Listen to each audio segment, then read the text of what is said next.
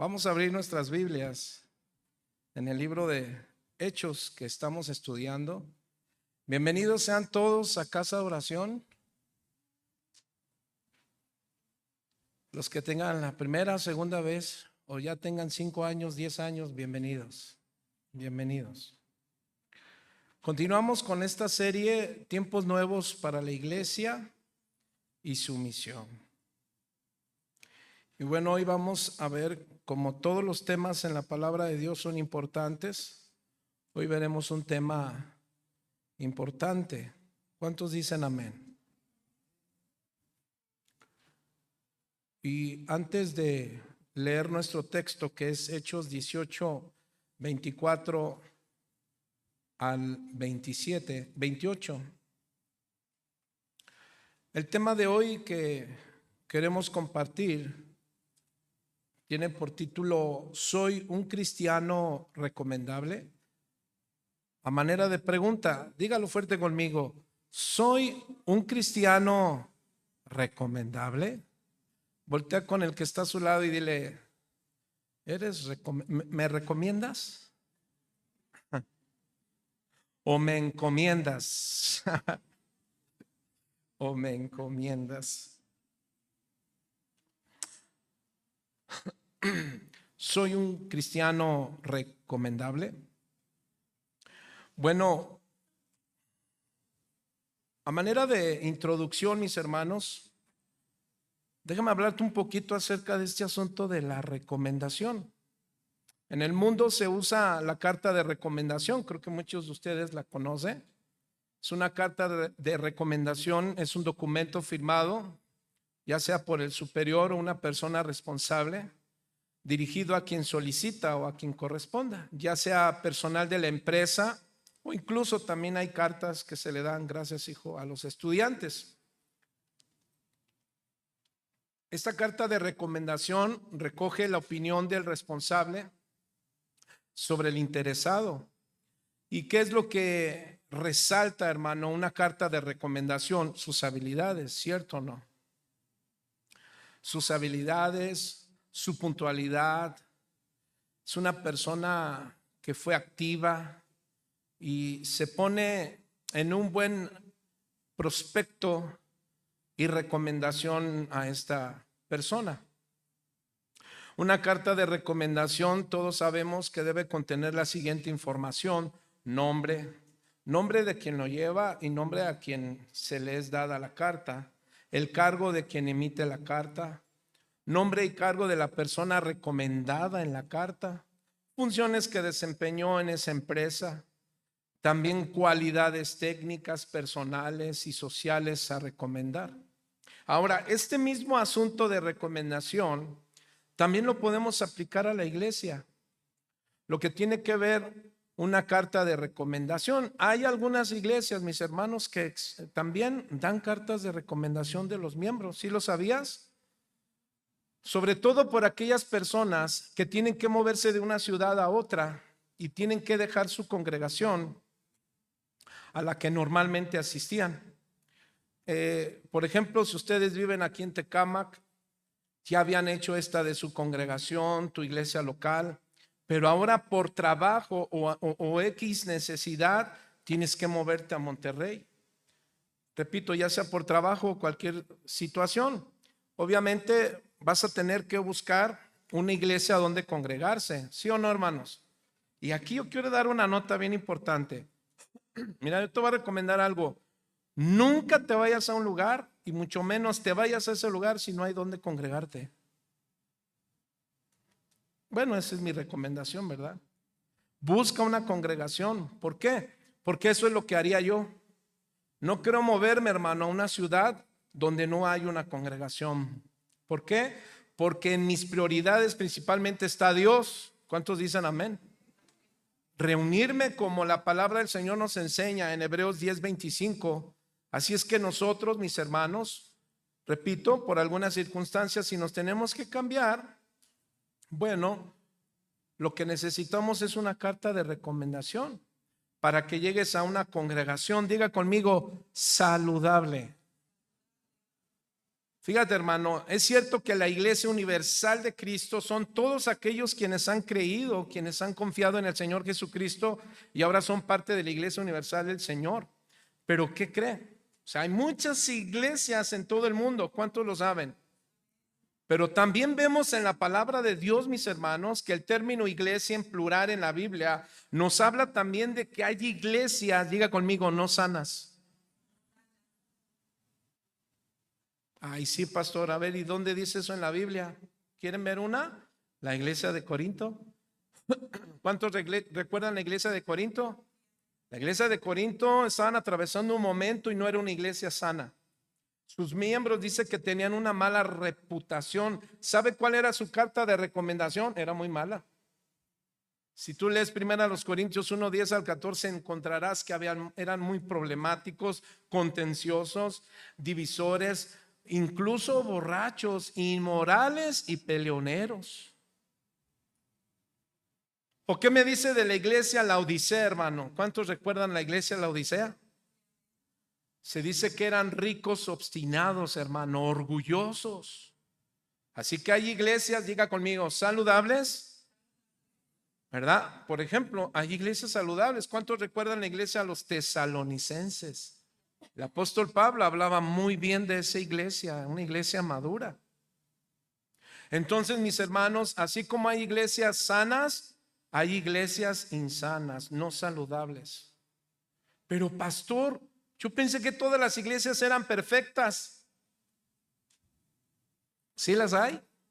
No, mis hermanos. ¿Sabe cuándo vamos a ser perfectos? Hasta que el Señor venga por nosotros y estemos en su presencia. Entonces, una iglesia perfecta no existe. ¿Pero qué cree? Pero sí podemos ver que hay iglesias sanas y no sanas.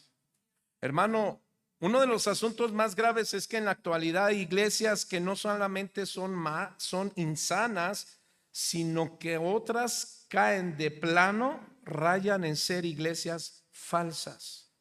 Es decir, una iglesia falsa es donde no se predica el verdadero evangelio, en donde por consecuencia al no predicar el evangelio, mis hermanos, sus prácticas están fuera de la palabra de Dios. Los líderes son falsos líderes y por tanto falsos líderes, escuche hermano, forman falsos creyentes o falsos discípulos. Así es que esto es un asunto grave. Una iglesia local saludable que no tiene recomendación, diga conmigo, ni por qué entrar. Pero diga conmigo, pero yo no soy de esos que andan de aquí para allá, ¿sí o no? Ay, no me asuste. Por lo menos discretamente diga no. Bueno, no es cierto. Entonces, mis hermanos, una iglesia con recomendación es una iglesia que tiene miembros comprometidos. ¿Cuántos dicen amén? Pues es un miembro saludable. Así es que una congregación que reciba un hermano procedente de otra congregación, el pastor puede darle una carta de recomendación porque ese hermano es saludable. Porque el pastor sabe que es saludable. ¿Cuántos dicen amén? A veces me preguntarán, oye, llegó tal. ¿Quién? Es que así. ¿Cuándo? Es que dice que, ¿dónde? Es decir, un pastor sabe qué oveja es sana y qué ovejas son insanas. Y no las voy a recomendar. Digo, porque quizá alguien te pregunte, ¿y de qué iglesia eres? De una. ¿En dónde está? Por ahí. ¿Cómo se llama tu pastor? Pues dice, ni es mi pastor, yo nada más voy ahí. Bueno. Ahora bien, las iglesias sanas, hermanos, hay creyentes que tienen muchas habilidades. Ahora déjame decirte dentro de este punto, porque tiene mucho que ver con el tema que hoy vamos a trabajar y es precisamente con un hombre llamado Apolos. Ahora Lucas en el capítulo 18, mis hermanos, Lucas va a detenerse por un momento, porque él es el autor inspirado por Dios, quien ha estado hablando de Pedro, ahora habló de Pablo y ahora va a detenerse un poco Lucas para hablarnos de Lucas. Pero antes de ir a ese punto, déjame decirte, dentro de las iglesias sanas Hay creyentes quien tienen muchas habilidades. Sé que entre nosotros, hermano, habemos muchas personas que tienen diferentes habilidades naturales. ¿Qué quiero decir? Que nadie les enseñó a tocar guitarra, piano, batería, bajo. Ellos de repente tomaron un instrumento, hermano, y sacaron sonido. Y ahora de ahí en adelante. Entonces eso es algo natural. Hay otros que nos cuesta trabajo, ¿verdad? Hay otros que tenemos que estar estudiando y tocar y ensayar ensayar hasta poder tener un instrumento controlado. Entonces, por otro lado, también hay creyentes que tienen habilidades aprendidas. Esas son habilidades y conocimientos que se adquieren en la escuela, en la universidad. Y no dudo que entre nosotros hayan personas con múltiples habilidades naturales o aprendidas. Las aprendidas pueden ser, por ejemplo, gente puntual, gente que se viste bien, gente que es respetable, gente bien educada, tiene una manera de hablar con mucha elocuencia. Y no es que nos guiemos, hermano, por esa idea de que dice, como me ven, me tratan. Pero ¿cuántos saben que sí se tiene mucha razón de cómo debe de tener una persona una actitud presentable? ¿Cuántos dicen amén? ¿Cuántos saben que es importante ser presentables? Cuando vas al trabajo, ¿cómo vas? ¿Con chanclas? ¿Con short? Entonces, ¿te imaginas que vengas a la iglesia con chanclas? Con short, digas, no, pues es que es día de campo. No, la iglesia no es día de campo. Entonces, el vestirte bien habla bien de ti. Es una persona que se peina bien, ¿verdad? No trae el tubo acá, no se dio cuenta y acá lo trae. Es alguien que se cepilla los dientes. Bueno, híjole, qué tema tan importante, ¿verdad? No sabe, hermano. Yo siempre ando, ¡ay! Chicles. No es cierto. Hay que estar, no es cierto. Todos debemos tener un cuidado, ¿cierto o no? Una persona bien vestida. Ahora, hermano, ¿qué pasa con una persona que es todo lo contrario? ¿Te va a dar confianza? No les escucho. Bueno, en una iglesia, hermano, también hay personas quienes son presentables, son puntuales, son aptos, huelen bien ricos. Dices, no, sí. Tienen una manera de hablar bien fácil, cantan bien bonito, se ve que son bien organizados. Y entre esas tú dices, oye, tiene una buena aptitud, pero ¿qué cree? Tiene una pésima actitud. Todo lo hermoso que tú veías de esa persona que, oye, huele bien, bien vestida, bien esto, pero tiene una pésima actitud. Alguien que tiene una tremenda aptitud en el sentido negativo derriba toda su aptitud. Aunque parecen las mismas palabras, pero no las mismas personas. Hay quienes tienen muchas aptitudes, hermano, como estas que mencionamos, pero su actitud destroza y derriba toda su aptitud. Y nadie, ¿qué cree? Nadie va a querer estar al lado de una persona con cara de limón. A ver, volteas. Bueno, no voltees, hazle así. Hay gente que está amargada. Tiene amigos, pero busca amigos, pero nadie se le quiere acercar. ¿Por qué? Porque hay amargura. Ahora, ¿cómo se conoce a una persona amargada? Por lo que habla. ¿Cómo, pastor? Sí, te acercas y le dices, buenos días. ¿Qué tienen de buenos? ¿Te ves bien? ¿Quién te preguntó? ¿No viniste hace 8 días? ¿Y a mí qué me importa? Ya con eso te das cuenta y dices, no, sí es cierto. No, está bien, que está bien. No, nada, que nada. No, ya me voy, pues órale. Vámonos. ¿O quién quiere estar al lado de una persona egocéntrica o soberbia? Alguien que dice, yo todo sé. A mí nadie me enseña. Yo soy el centro del universo. No te lo dice con esas palabras, pero su actitud todo lo dice. Gente que dice, solo aquí mis chicharrones truenan. Al que le guste y al que no, al que sigue. ¿Ah? Y bueno, todos sabemos que nadie quiere juntarse o estar sentado con un soberbio o con alguien amargado. Entonces te das cuenta que ahora esas cartas de presentación se van dando por la actitud, no solo por la actitud. Así es que no importa cuántas actitudes uno pueda tener o cuántas habilidades, si tenemos una mala actitud. La soberbia y la amargura, hermanos, siempre van a cerrar las puertas. ¿Para qué? Para crecer y para ser un creyente en aprendizaje día con día. Alguien que ya lo sabe todo, hermano, que dice, a mí nadie me va a enseñar, yo ya lo sé todo. Ay, esto que estoy escuchando se me hace muy pequeño, yo quiero, no, esto es muy... Y abandonan su lugar. Mire lo que Jesús dijo en Marcos 10:15, mis hermanos. Jesús dijo, el que no se hiciere como un niño no heredará el reino de Dios, no entrará al reino de los cielos. Ahora, ¿por qué necesitamos hacernos como niños? ¿Por qué Jesús puso a un niño como ejemplo? Porque un niño, hermano, escucha con atención. ¿Cuántos saben que un niño siempre quiere aprender? Siempre te dice, papá, ¿por qué esto? Papá, ¿por qué? Papá, ¿qué te dice? ¿Qué le dices? Mira, empieza, papi, ¿quién creó el cielo? Y el papá y la mamá, Dios, hijo. Ay, papi, ¿quién creó las montañas? La tierra, todo. Y los papás, Dios, mi hijo. Y de repente dice el hijo, papi, ¿quién creó a Dios? Ya cállate, hijo, preguntas mucho, porque ya no supo más los papás.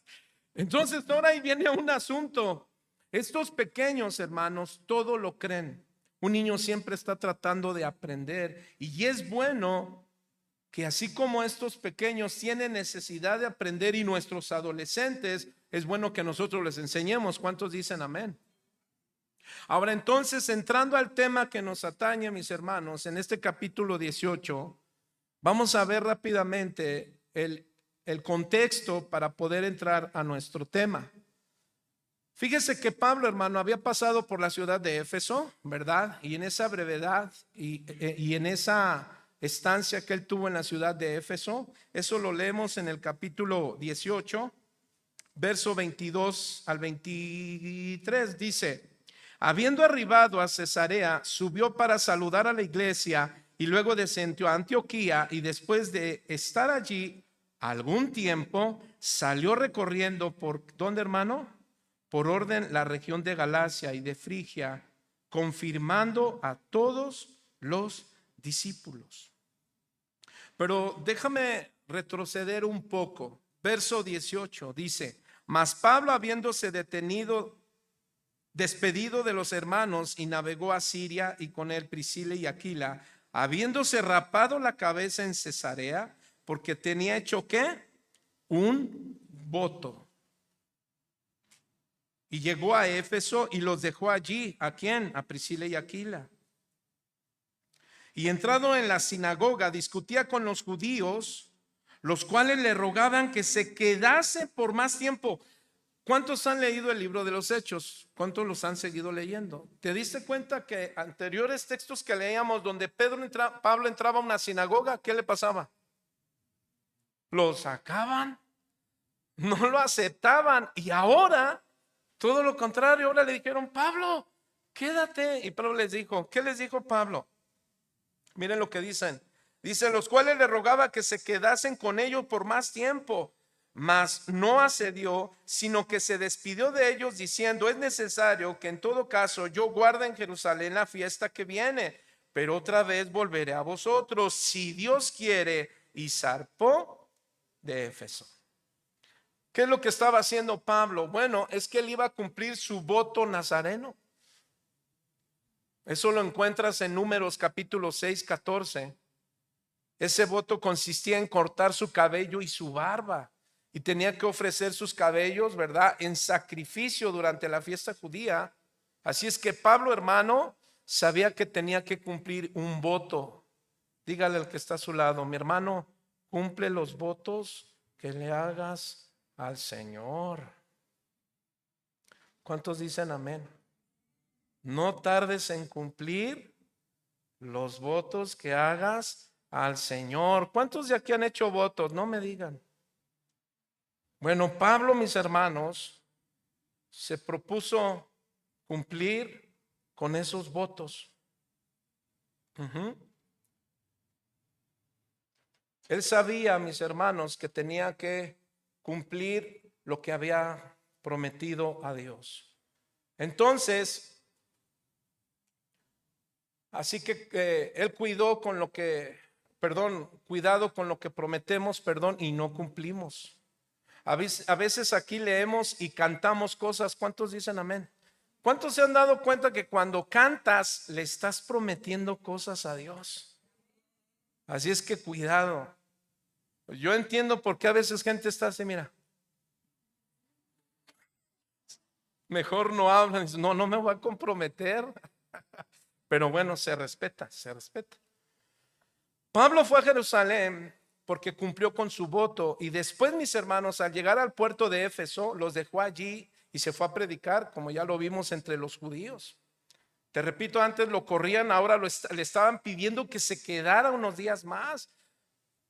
Pero dijo Pablo: no me puedo quedar, y si Dios quiere, vengo la próxima vez. Entonces Pablo, hermanos, algo muy interesante. Cuando se va Pablo, él nunca tuvo vacaciones. Él no se dio tiempo para tener vacaciones. Inmediatamente se puso a trabajar en la obra, hermano. El próximo puerto que él fue a Cesarea, desde donde fue a visitar a la iglesia de Jerusalén antes de seguir su viaje a Antioquía. Después de Antioquía, él pasó algún tiempo, se dirigió de nuevo a las regiones de Galacia y Frigia, alentando. ¿Pasó por dónde? Por las regiones de Galacia, eso no lo olvide, y Frigia, alentando a todos los discípulos. Fíjese todos estos asuntos.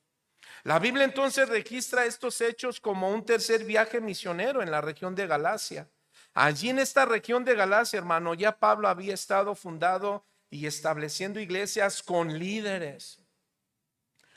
Nada más que Pablo tuvo que enviar a esos líderes porque estaba en este tercer viaje, y en estas congregaciones estaba habiendo un peligro, hermano. ¿Sabe qué estaba pasando?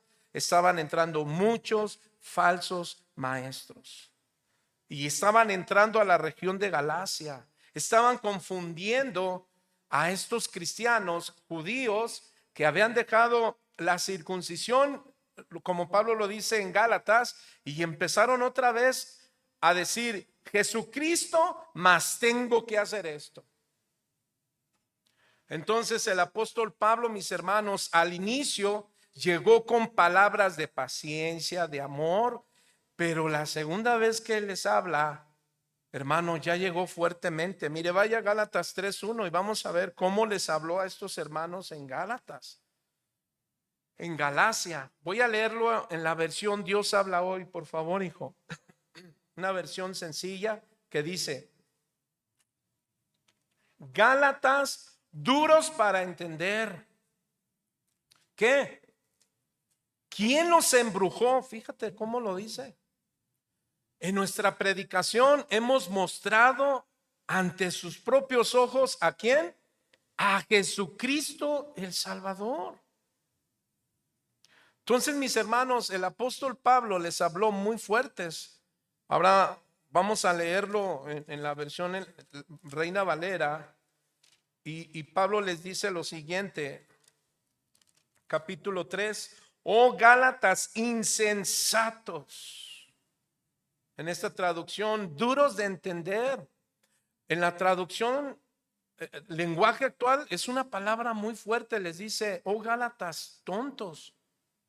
Pero en palabra de Dios viva, hermano, es una palabra muy fuerte y no la quiero mencionar, pero oh Gálatas tremendos, les dice una tremenda palabra, no grosería, no una palabra intencionante, no, pero lo reprende muy fuerte porque les dice: tengan cuidado y no se dejen embrujar por todo lo que escuchan. Entonces Pablo, hermanos, les habló muy fuerte y les dice, verso 1, que os fascinó. ¿Quién nos fascinó, perdón, para no obedecer a la verdad, a quien vosotros, ante cuyos ojos Jesucristo fue ya presentado claramente entre vosotros como crucificado? Es decir, que la salvación es mediante la fe, no mediante obras ni tradiciones. Es lo que Pablo les dice. Esto solo quiero saber de vosotros: ¿recibieron al Espíritu Santo por las obras de la ley o por el oír con fe? Tan necios sois, habiendo comenzado por el Espíritu, ¿ahora vais a acabar por la carne? Pablo les habló muy fuerte. Ya había pasado allí enseñándoles la palabra, ¿verdad? La enseñanza del Señor. Y había venido alguien por ahí a decirles que lo que habían aprendido no era así, que había un nuevo evangelio. Y Pablo les dice: no hay otro evangelio, que hay otros que están pervirtiendo el evangelio. Cuídense. Porque hoy día, mis hermanos, Jesús dijo que estamos entrando, llegarán tiempos donde muchos serán engañados. Mateo capítulo 24, Jesús dijo: el amor de muchos se enfriará. El que persevere hasta el fin, este será salvo. Pablo, entonces, en este tercer viaje misionero, hermano, y en lectura que estamos hoy tomando, Lucas va a hacer una pausa en la trayectoria de Pablo. Recuerde que Hechos fue escrito por el médico Amado. Él es quien narra y dice que va dirigido, está escrito ¿a quién? Al excelentísimo Teófilo. Así es que ahora Lucas se detiene y va a hablar de un personaje. Diga conmigo: Apolos. Vamos a leer ahora sí Hechos capítulo 18, 24 al 27, que dice: llegó entonces a Éfeso un judío llamado Apolos, natural de Alejandría, varón elocuente, poderoso en las escrituras. Este había sido instruido en el camino del Señor, y siendo de espíritu fervoroso, ¿qué hacía Apolos, hermano? Hablaba y enseñaba diligentemente, ¿qué? Lo concerniente al Señor, aunque solamente conocía el bautismo de Juan. Y comenzó a hablar con denuedo en la sinagoga. Pero cuando le oyeron, ¿quiénes? Dos colaboradores de Pablo, Priscila y Aquila, le tomaron aparte y le expusieron más exactamente el camino de Dios. Esto es un verdadero siervo. ¿Qué? Que se deja instruir. Se da cuenta la carta de recomendación que Dios está dando a Lucas para que escriba acerca de Apolos y decirle: mira, te recomiendo a este hombre mío, es mío. Porque así como yo le llamé a Pablo, a Pedro, ahora te envío ¿a quién? A Apolos. Ahora hay mucho que aprender el día de hoy de este personaje, como de cada uno, mis hermanos, porque podemos ver que aunque somos hombres de carne y hueso, Dios nos puede usar para su obra. ¿Cuántos dicen amén? Diga conmigo: no voy a huir del Señor, porque seguramente me alcanzará. ¿Cuántos dicen amén? Verso 22, y queriendo él pasar acá, ya los hermanos le animaron y escribieron a los discípulos que le recibiesen, y llegando él allá, fue de gran provecho a los que por la gracia habiendo creído. Verso 28, porque con gran vehemencia refutaba públicamente a los judíos, demostrando por las escrituras que Jesús era, ¿quién, hermano? El Cristo. Ok, pues vamos ahora a ver, hermano, cómo en el verso 27 dice que estos hermanos enviaron una carta de recomendación. ¿De quién? De un hombre, de un cristiano, de un discípulo. Hermano, ¿qué tan importante es que sepas que Dios te puede recomendar? Quizá a muchos no nos interese, pero nos debería de interesar.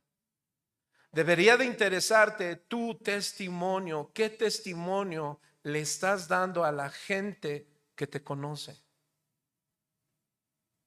Apolos, mis hermanos, es el diminutivo de Apolonio. ¿Sí lo sabías? ¿Conoces a alguien que se llama Apolonio? Bueno, pues es Apolos. Apolos es como de cariño, hermano.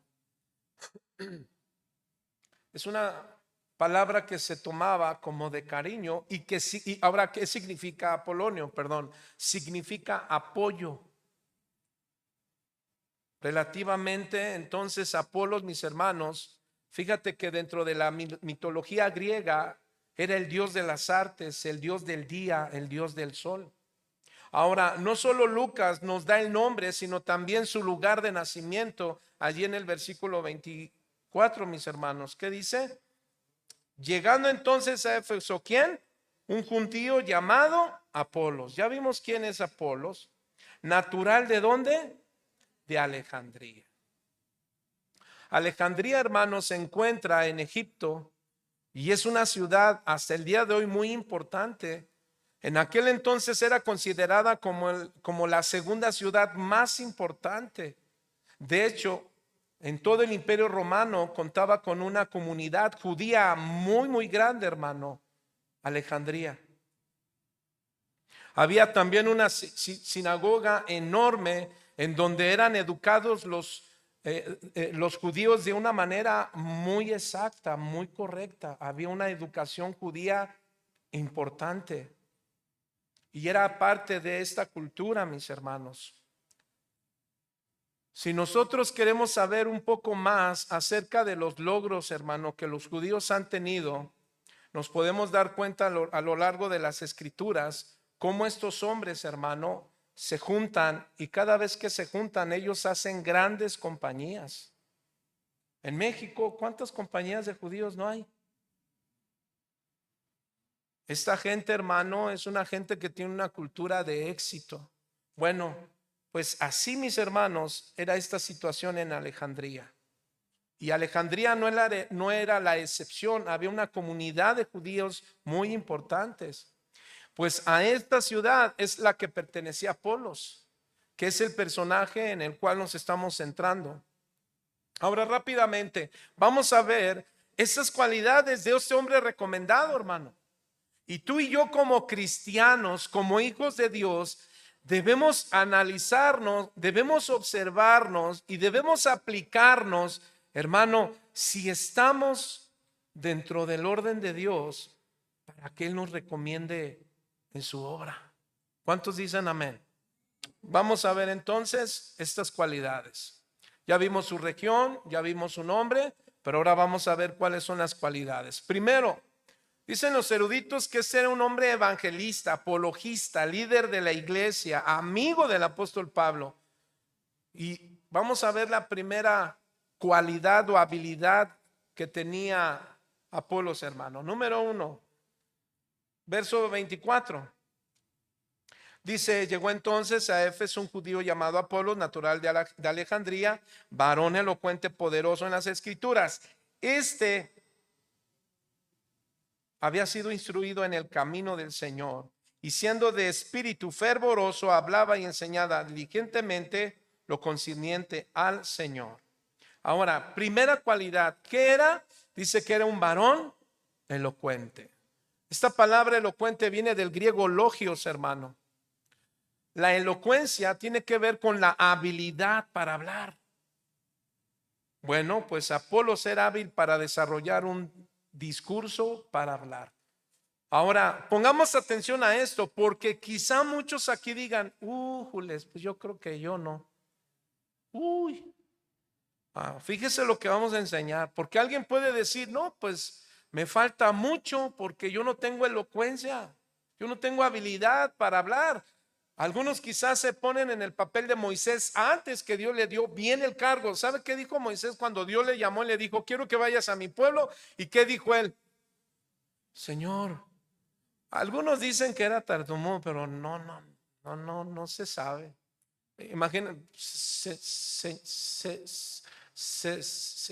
no, pues no.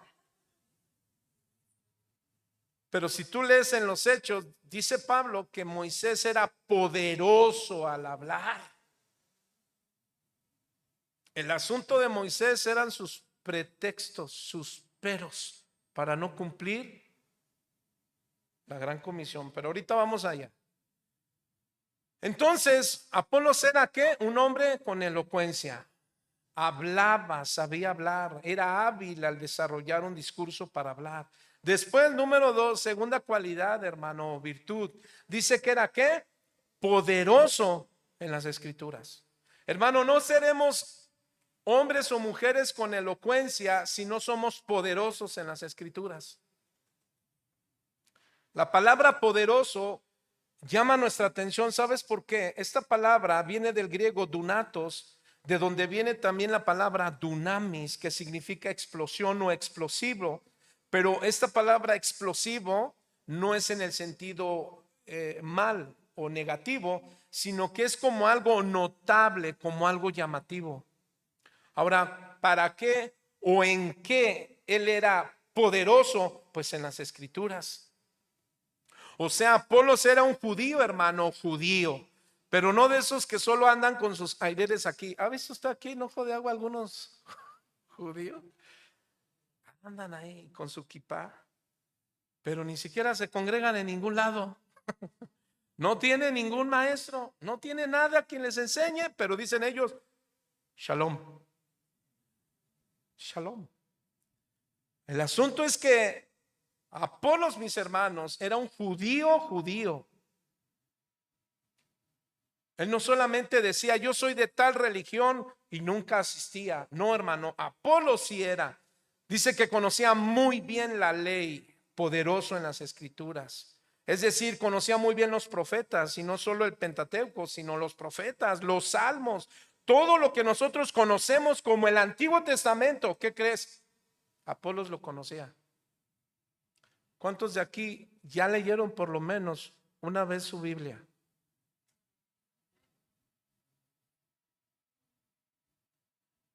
Gloria a Dios. Hermanos, ¿cuántos de aquí levanten su mano ya la leyeron 200 veces?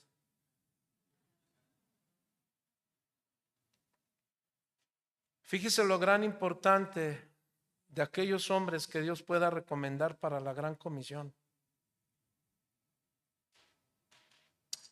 Ahora, este hombre, hermano, además nos dice que tenía un conocimiento sobre Jesús, porque dice en el verso 25, léalo, dice, este había sido instruido ¿en qué? En el camino del Señor. O sea que en las escrituras, mis hermanos, es decir, el Antiguo Testamento y en el camino del Señor. Tiene que ver entonces con Jesús. Apolos tenía un conocimiento del Señor Jesucristo. La pregunta aquí es, ¿cómo es que Apolos llegó a conocer sobre Jesucristo viviendo en el Egipto, en Alejandría? Bueno, ahorita lo vamos a ver más adelante. Continuó diciendo, número 3, poderoso en las escrituras. Número 3, ¿qué otra cualidad y virtud? Ferviente en el espíritu, es decir, de espíritu fervoroso. Aquí la palabra fervoroso es la palabra griega seo y significa estar caliente, significa hervir. En el castellano, hermano, este término está relacionado con la palabra celo. Ahora, ¿podemos entenderlo? Y va a cobrar sentido. ¿Qué? Esta palabra se utiliza metafóricamente cuando dice fervoroso en espíritu, porque habla de una actitud que se refiere a un creyente celoso. ¿Por qué? Por la palabra de Dios. Romanos 12:2, vaya conmigo. Fíjate que vamos a encontrar la palabra griega seo también aquí en Romanos 12:11. Y el apóstol Pablo le dice aquí así a aquellos judíos que estaban en Roma, cristianos, perdón, que estaban en Roma, y les dice, en lo que requiere que diligencia no perezosos, fervientes en espíritu. Hermano, si algo agrede el matrimonio es la pereza espiritual. Si algo agrede tu carácter es la pereza espiritual. Si algo agrede tu instrucción a tus hijos es la pereza espiritual. Si a alguien se le hace cualquier cosa venir a la iglesia, es su pereza espiritual. Es perezoso. Pero sabe, lo curioso es que en su trabajo, ¿sabe cómo está? Algunos son bien activos, pero está en la iglesia. ¿Cuántos están en la iglesia y no les gana el sueño, hermano? Yo de repente digo, ay, Señor, ¿se está poseyendo o qué? No es cierto. Digo, porque hacen los ojos así medio raros. No, espérame. Pero sí o no, luego a veces el cansancio, entendemos. ¿Sabe por qué viene el cansancio? Por el exceso de trabajo. Eres diligente en el trabajo, pero perezoso en los asuntos espirituales. Ahora, déjame decirte algo. Es cierto que el cuerpo, hermano, pues es carne y te gana el sueño, ¿cierto? Nos gana el sueño. Pero ahí es donde cada uno de nosotros, hermano, debemos poner atención a lo ferviente en nuestra vida espiritual. ¿Cuán hirviendo estás delante de Dios? Quizá el tema no nos importe, pero es sumamente importante. ¿Sabes por qué? Porque no sabemos cuándo vengan los tiempos de la persecución para la iglesia. Llámese Tecámac. Si con poquitas cosas, hermano, problemas que vienen, que nos sacuden, ya no queremos venir. Nos queremos cortar las venas con una zanahoria, ¿sí o no? Queremos quitarnos la vida. ¿Ahora te imaginas?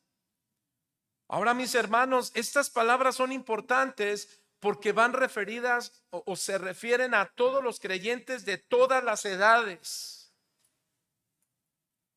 Cada uno debe de ser atento en la posición que nos corresponde para ser hombres, hermano, fervientes en espíritu. Aquí está la palabra, seo, sirviendo al Señor. O sea, entonces lo que Romanos 2:11 nos dice a los creyentes es que no seamos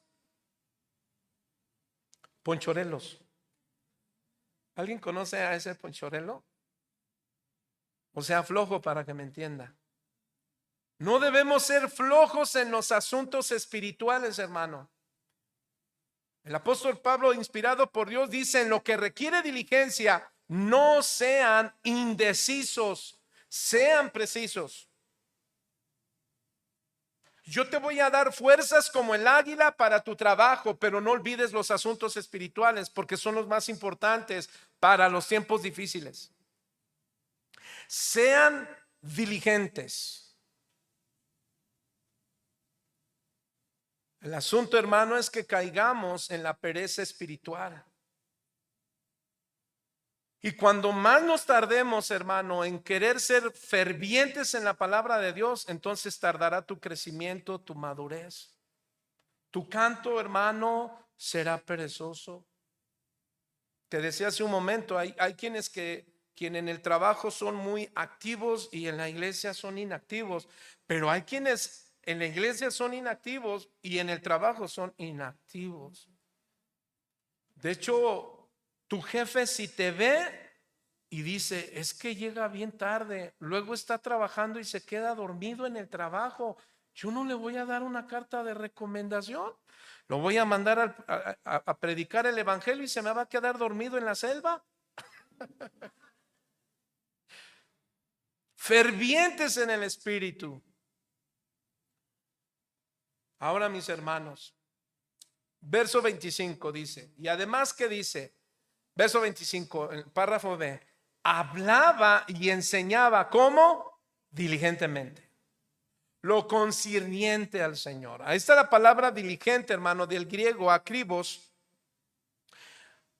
que significa preciso, es decir, diligente, preciso para enseñar aquello que él conocía. Y bueno, todavía no respondemos a la pregunta en dónde llegó a conocer Apolos al mensaje de Jesucristo y la persona de Jesucristo. Pero vamos para allá. Apolos provenía de una gran ciudad, donde ahí se desarrolla en esta ciudad, mis hermanos, había una educación en la religión judía. Era un buen orador, era celoso de convicciones firmes, además era preciso, como ya lo leímos, para enseñar. De manera que Apolos era un hombre completo. Ahora diga conmigo, perfecto. Y sabe que nuestro Dios pide que sus hijos sean perfectos, completos. Ahora la segunda parte, hermano, de todas estas cualidades dice que aunque solamente que conocía el bautismo de Juan. ¿Qué es esto, hermano? Bueno, se cree que la enseñanza de Apolos sobre Jesús, hermano, le había recibido por medio de judíos radicados allí en Egipto, quienes habían viajado a Jerusalén a la fiesta del día del Pentecostés. Y aquí vamos a contestar, ¿cómo es que Apolos entonces conoció de Jesucristo? ¿Cuántos recuerdan en Hechos 2? Vaya rápidamente a Hechos capítulo 2. Voy a parafrasear por tiempo, hermano. Pero aquí donde dice que cuando llegó el día del Pentecostés todos estaban unánimes y de repente vino del cielo un estruendo como el del viento recio que soplaba, el cual llenó toda la casa donde estaban sentados y se le aparecieron en lenguas repartidas. Verso 4, fueron todos llenos del Espíritu Santo, comenzaron a hablar en otras lenguas según el Espíritu les dase que hablasen. Verso 5, moraban entonces en Jerusalén, ¿qué? Judíos, varones piadosos de todas las naciones bajo el cielo, y hecho este estruendo, se juntó la multitud y estaban confusos porque cada uno les oía hablar en su propia lengua. Estaban atónitos, maravillados, diciendo, mirad, ¿no son galileos todos estos que hablan? ¿Cómo pues oímos nosotros hablar cada uno de nuestra lengua? En todo lo que hemos oído, verso 9, que habían partos, medos, elamitas, es decir, egipcios. Y los que habitamos en Mesopotamia, en Judea, en Capadocia, en Ponto y en Asia, en Frigia y en ¿qué? Pánfila y en Egipto y en las regiones de África más allá de Sirene. Entonces, los eruditos señalan, hermano, que probablemente Apolos conoció al Señor por estos judíos que radicaban en Egipto, quienes habían viajado, te repito, a esta fiesta del Pentecostés en este capítulo 2. Entonces Pedro les dijo ¿de quién? Del Señor Jesucristo. Si tú sigues leyendo, ese es el primer sermón del apóstol Pedro donde dice que se convirtieron, ¿sabes cuánta gente? 3,000 gentes. Y entonces Pedro les hablaba de la escritura y los llevó a conocer al Señor como el rey de todo lo que está escrito, tanto en los salmos como en los profetas. Y les dice Pedro que desde el Antiguo Testamento venía ya hablando acerca del Mesías, de quién iba a ser Jesús. Así es que Pedro, hermano, le predicó a estos hombres, y estos hombres que estaban en Egipto, estos judíos que escucharon, que llegaron a Egipto, entonces probablemente sea quienes hayan hablado a Apolos del Señor Jesús. Ahora un asunto muy importante. El tema es que cuando nosotros recibimos un mensaje, hermano, que viene transmitido por otro y por otro y por otro, y a veces se vuelve un teléfono descompuesto, no se sabe si de qué se trata, de alguien que dice una idea a otra persona y este dice esto y luego acá, y como que se puede perder la conexión. Pero algo que encontramos aquí, mis hermanos, es un principio muy importante, que no solo Apolos, hermano, escuchó, sino que puso por obra eso que él escuchó. Él practicó. No solamente fue un hombre que escuchó de Jesús y se presentó con Pablo, se presentó con estos hombres y estos apóstoles, hermanos, servidores de Dios, sino que él se puso manos a la obra. ¿Para qué? Para predicar el evangelio. Ahora vemos algo en el texto, Hechos capítulo 17, y dice: instruido en el camino del Señor y siendo de espíritu fervoroso, hablaba diligentemente, conocido al Señor, aunque solamente ¿qué? Conocía el bautismo de Juan. Ahora, ¿qué es el bautismo de Juan, hermano? El bautismo de Juan era un bautismo de arrepentimiento. El bautismo no es algo nuevo que todos sabemos de la iglesia, era algo que ya los judíos practicaban. Había varios tipos de bautismo y bueno, creo que muchos de ustedes han aprendido que los judíos deseaban adherirse al cristianismo y encontramos cómo Juan hizo algo, Juan el Bautista. Recuerda que algunos fariseos judíos se acercaron y querían bautizarse, y ¿qué les dijo Juan el Bautista? Primero, ¿qué? Quiero frutos, primero hagan frutos de arrepentimiento. Ese era el bautismo de Juan, arrepentimiento. Hagan obras. Hay mucha gente que se quiere bautizar, pero sus obras no son buenas. Juan les decía, les dijo a estos hombres, primero les dijo, nido de víboras. Fíjense nada más cómo les dijo. Hagan frutos de arrepentimiento. Bueno, este es el bautismo de Juan. Pero el mismo Juan dice, miren, yo solamente soy la voz que clama en el desierto. Yo soy quien preparo el camino. ¿De quién? Del Señor. Él predicaba entonces arrepentimiento de sus pecados. ¿Para qué? Para que ellos, para quienes habían escuchado en el desierto, y ellos reconocieran a Jesús. Pero dice algo Juan, hermano, yo voy a menguar para que Él crezca. Juan 3:30. Entonces el bautismo de Juan era en la preparación para lo que vendría. ¿Quién, hermano? Cristo. Jesús iba a consumir la obra redentora, sobre todo en el asunto del bautismo, hermano. Diga conmigo, el bautismo no salva, pero sí es un mandamiento importante. ¿Cuántos decimos amén? Jesús era un poquito mayor. No, es el mayor de todo. Y dice Juan, bueno, él, vaya conmigo a Mateo 3:11. Y mire lo que dice Juan el Bautista. Yo a la verdad os bautizo en agua para arrepentimiento, pero el que viene tras mí, cuyo calzado yo no soy digno de llevar, es más poderoso que yo. Él os bautizará ¿en qué, hermano? En Espíritu Santo y fuego. Y aquí viene un asunto bien importante. Después de que los escuchan, vamos a leer verso 25, verso 26. Y comenzó a hablar con de nuevo en la sinagoga, pero cuando lo oyeron, ¿quién? Priscila y Aquila, le tomaron aparte y le expusieron más exactamente el camino de Dios. ¿Quién? Aquila y Priscila, amigos de Pablo. Vemos que ellos pasaron un tiempo con Apolo, se dejó instruir, se dejó enseñar, le ayudaron a tener una mejor comprensión del Señor. Hermanos, ¿cuántos quieren mejor comprensión del Señor? Déjate ayudar, déjate instruir.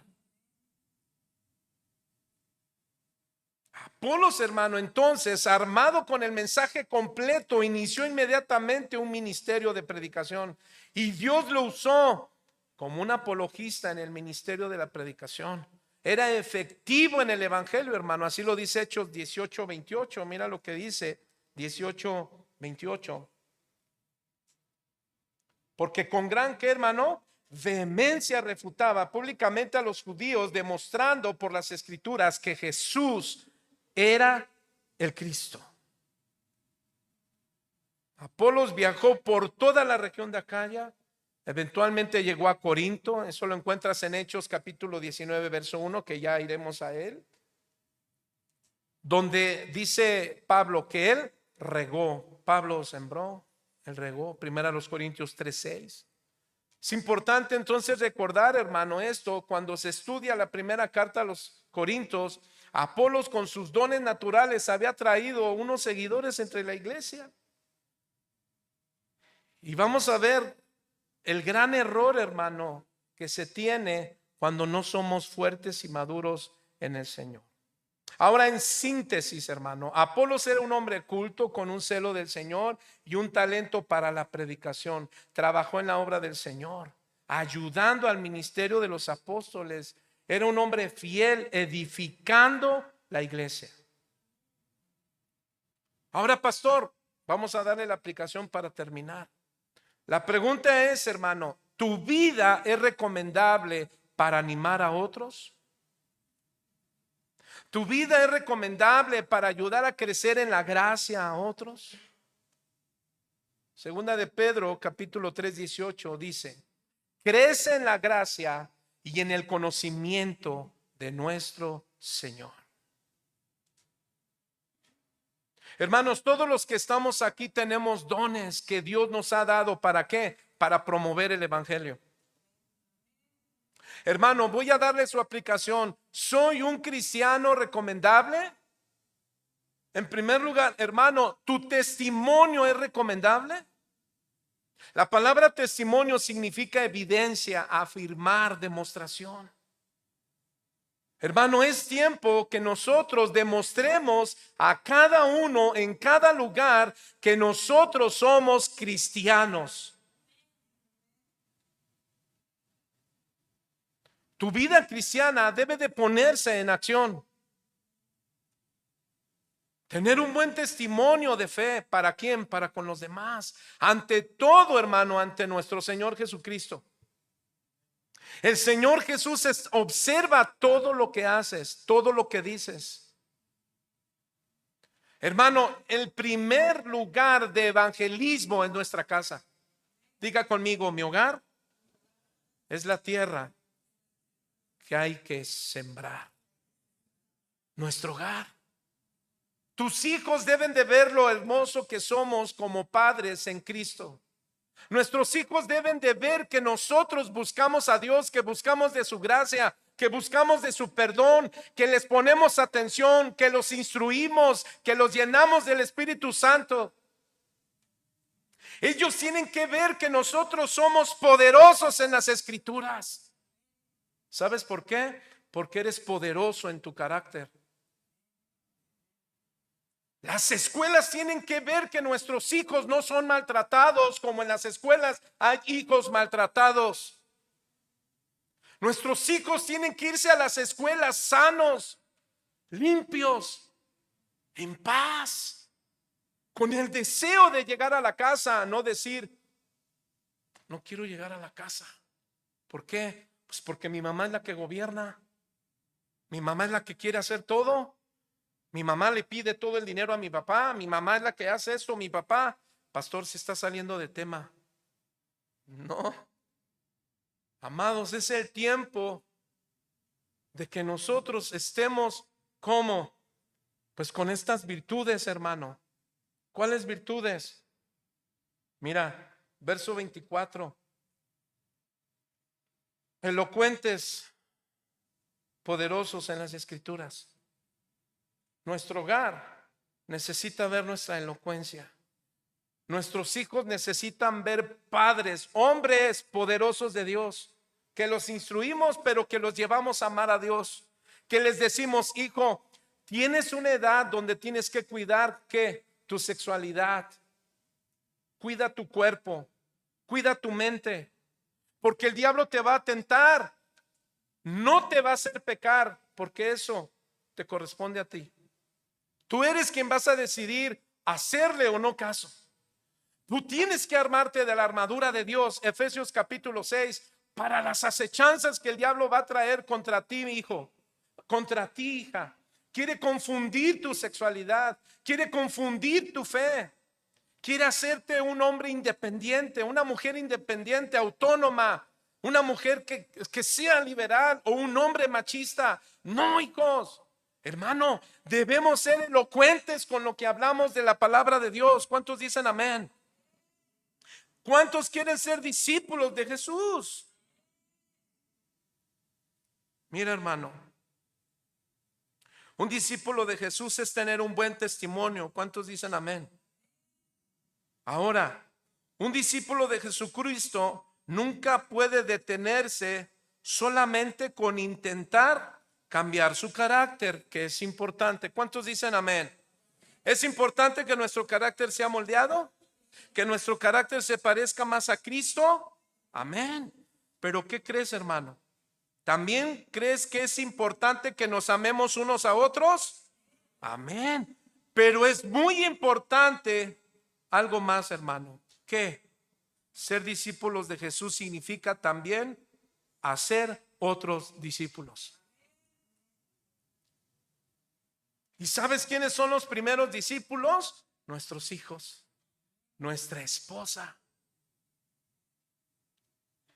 Una vez que nosotros estamos predicando, estamos afirmando nuestro hogar, esto es bien importante. Ahora sí, diga conmigo, haz discípulos en el mundo. ¿Para quién? Para el Señor Jesús.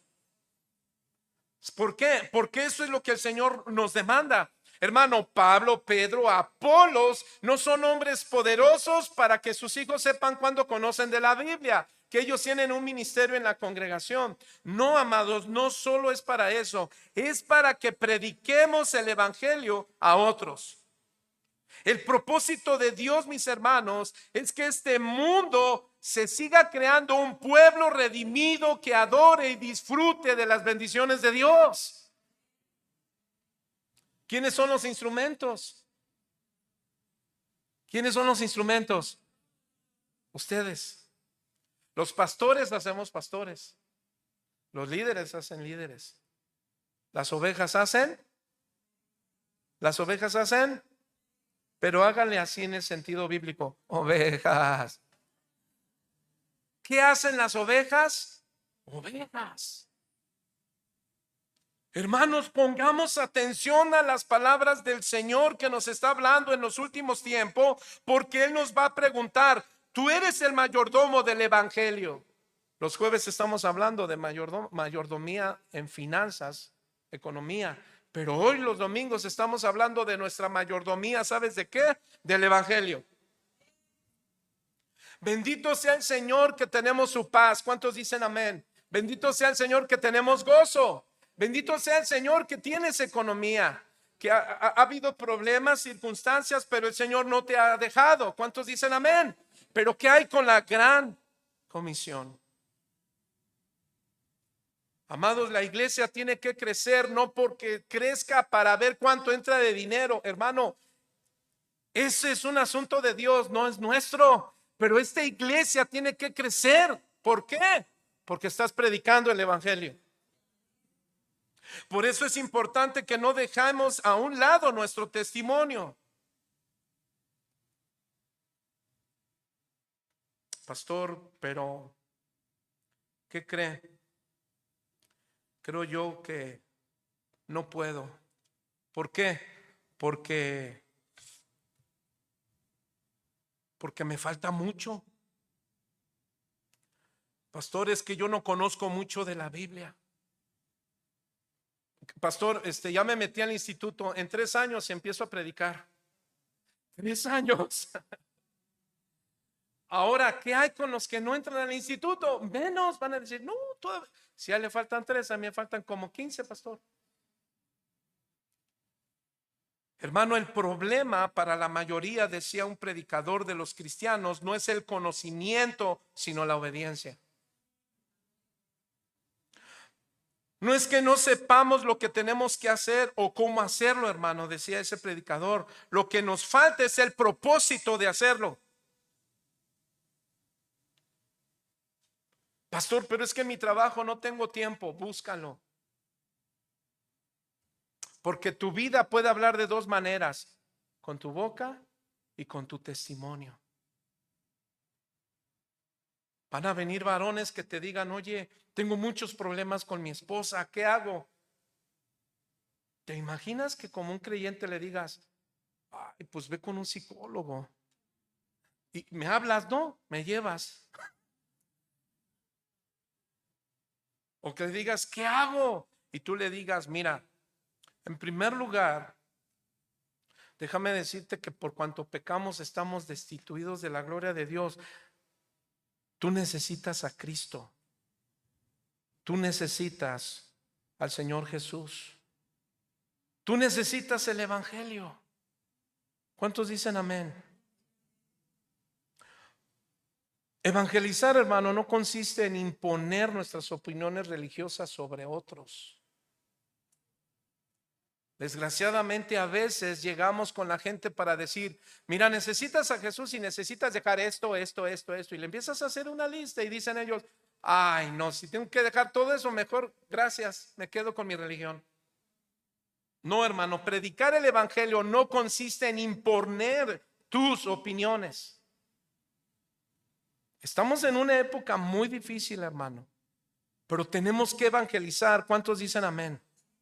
¿Y sabes qué es evangelizar? Es dar el mensaje de Cristo. Y el mensaje de Cristo es arrepentimiento. Vuélvanse a Dios. ¿Cuántos dicen amén?